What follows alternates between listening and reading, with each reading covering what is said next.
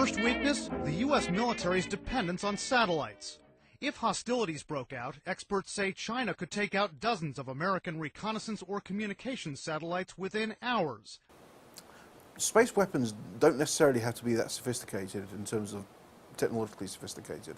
They only have to achieve their effects. So when you look at, for example, the test conducted by the Chinese in January 2007, the technology itself was rather commonplace. I wouldn't say that it was anything that we have not seen before, but it was effective.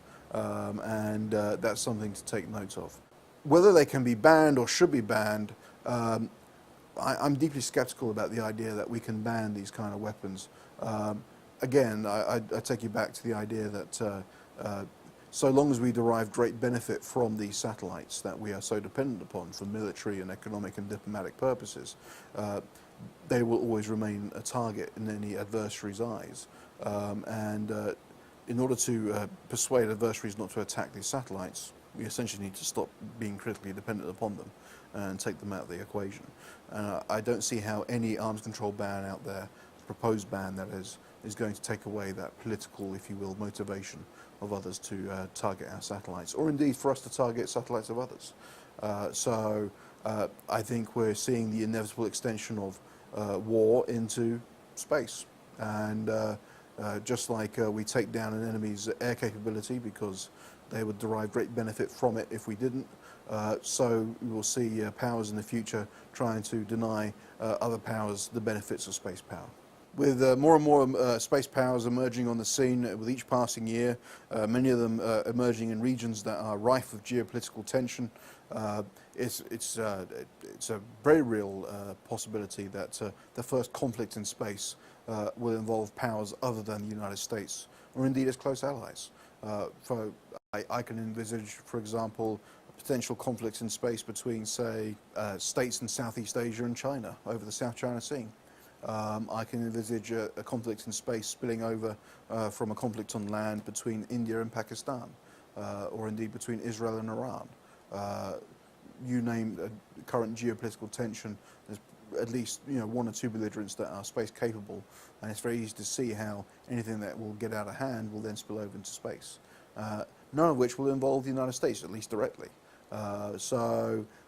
Oftentimes when people criticize the United States national security space posture and indeed national security space policies and strategies, the implication is, or at least it's implied, that the United States will be involved, if not start, the first space conflict. I seriously question that assumption. I don't rule it out, but I question it.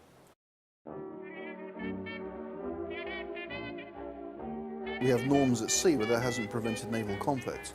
At the same time, though, it's also shaped naval conflict, and that's not necessarily a bad thing. So, for example, you sink an enemy ship, but you're then obliged to rescue any surviving sailors.